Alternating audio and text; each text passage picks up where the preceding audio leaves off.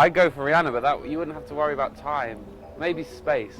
Although there are aeroplanes now, so I could travel to her if she's watching. I'm available. Or her to us. Her to us. We can meet in the middle. It'd be a lot cheaper for one person to fly than 4. Yeah, so we'd she save should money. probably. Yeah, she should probably come here. Spend more money on the and event. I'm sure she always flies alone as well. This is it.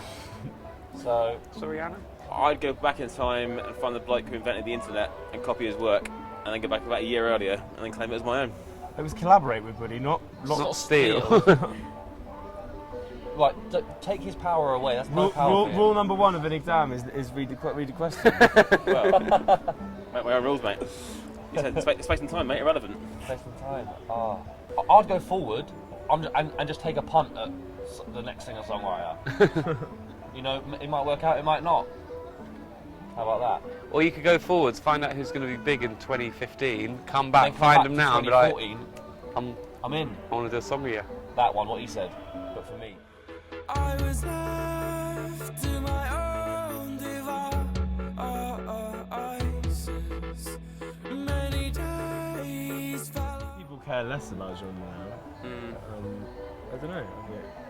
Also, bad and good's relative to your own opinions. Yeah, music's like obviously completely subjective, so I don't know.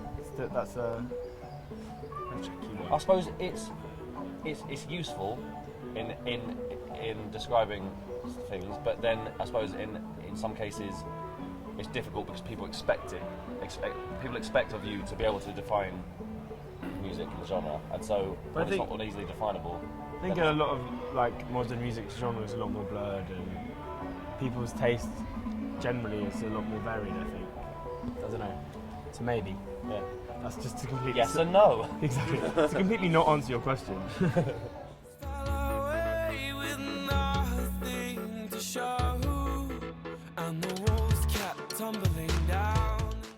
We haven't seen Success yet. We don't know what it may look like yet. Hopefully it looks like still having a job. Still being able to tour. And yeah. Hopefully it looks like employment. Yeah, employment. What did it look like to you, Will? P. Diddy. P. Diddy is the physical... That's such a good answer. The physical embodiment. Success looks like P. Diddy.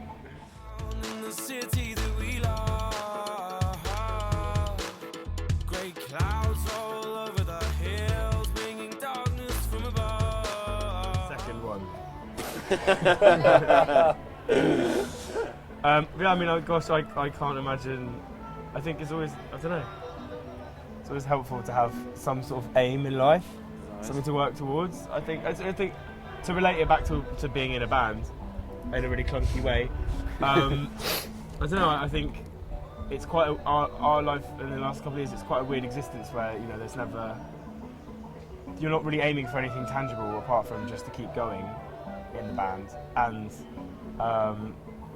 and the goals always seem to be adjusting. So every time, for us, every time something good happens, something bad happens, I think the sort of next thing you're looking to completely readjust. Like,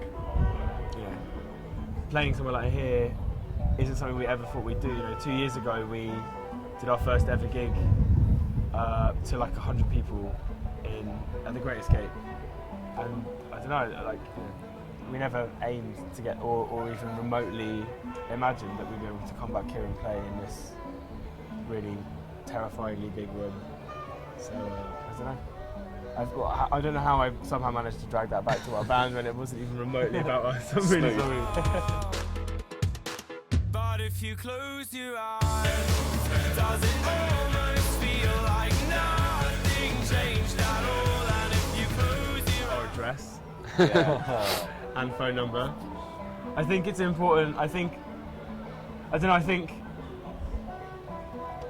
barrier that can exist between a band and the people that come to the gigs is essentially sort of bullshit on a certain level. But then I guess if you're doing all right, it gets to the point where there's just quite a lot of people that want to chat and stuff, and sometimes that can be a bit much. And I think. We always make a huge effort to speak to people that come to our shows. It's important, definitely. I think it's really important to have a relationship, but then, you also, you can't be friends with everyone, and we've all got our own lives and our own friends, so I think we'll always make as much effort as possible to spend time with and chat to people, but It's kind of give and take, really, isn't it? Yeah, 'Cause, massively. being appreciative. and of the also fact that generally they- people are really cool and really understanding, and I think our generation and stuff are quite self-aware, you know. So I think a lot of like we'll meet sort of young, really excited fans who'll be like and then they'll sort of be going a bit mental, but at the same time be like, I'm so sorry, this is so embarrassing, and they'll be really self-aware at the same time as being mildly hysterical, which I think is So weird. I think so it's weirdly quite cool. conflicted. You can see like the sort of the conflict in their eyes. And they're like, I really want a photo, but I know I'm being a weirdo. And you know, I think we're relatively laid back with that kind of thing, and always pretty happy to have a photo with people and chat to them and stuff. I don't know, sorry, I'm rambling. But that. Yeah.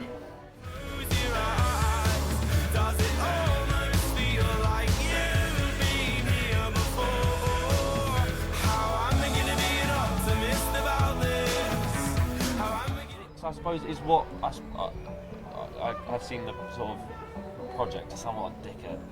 Like Bastille, there's always been a big sort of visual element along with it, but right from the beginning when Dan was making music videos to go with the songs he put out on YouTube and stuff. So it can work if you do it right, if you do it properly. Then I think it can help definitely. Well, I think that not to say that we are doing right, which is not what Carl was saying at all. But I feel like with us, we always try and use videos to sort of not explain the songs, but just to try and be like an accompaniment and something that works with it, but is also quite separate as well. So often the videos will say something that the song does, and vice versa. It's just quite a fun platform to sort of nod towards something else or experiment with another sort of genre or whatever. But in terms of saying everything, I don't think that the songs particularly are trying to say anything too big or purposeful that need backing up. I think they're all, you know, there'll be maybe a bit of a sentiment to each song, but it's not. There's not meant to be any sort of like grandiose statement in any of them. I'm beginning to be an optimist about this. We were caught up and lost in all of our vices. I've got no idea. Well, I think- I think like kind of major labels are kind of becoming less and less these days in terms of like numbers. So maybe there's less money around to. Well, that would have been kind of put in to maybe gamble on a certain act coming through. But at the same time, internet's a very powerful tool. People are using that to break through and kind of make themselves heard. But Yeah, it means that like everyone, whereas before, if you wanted to be in a band, you had to like get together with your mates, put loads of time in, go out, you know, rehearse, go to a pub or a venue and play a gig and work up that way. Like, there are so many different platforms now. You can make a song in your bedroom on your laptop and stick it up online, which means that there's like a huge sea of music out there online, and I think it's probably quite hard to pick through it. But I think generally good songs and good songwriting does out and does float to the top. And the only experience that we have of the music industry is the one that we've had. And you know, I think some of the power's been taken away from record labels a little bit, in terms of like, for instance, 1975 yeah. aren't even signed and they're doing really well. They I are. think 10 years ago you couldn't do that because you wouldn't have had the tools to get yourself into that position. But like we say, on the flip side, that means everyone can have a go, which doesn't necessarily bring the standard up particularly. It just means there's a much broader kind of But it's sea nice to choose to from. see- But it's it nice to does mean see- that people who, like the public, can connect to a band without having to have the support of labels and people. So yeah. No, you're right. That's a very good point. It's nice to see bands be able to break through to the mainstream or to wherever they want to be without the help of major labels. And in some cases, major labels sort of have to scramble to catch up. But then again, the entire function of major labels exists to find new talent. That's their job as well. So, yeah, I don't know. Does that answer your maybe as question? well, like they kind of have less patience as like kind of say friends of ours who've been in other bands where maybe they didn't get quite a big enough sort of crack at the whip as maybe they would have done 10 years ago. And if it isn't like an instant success, people don't generally get given a second chance. So maybe different avenues are kind of better off now for new bands coming through.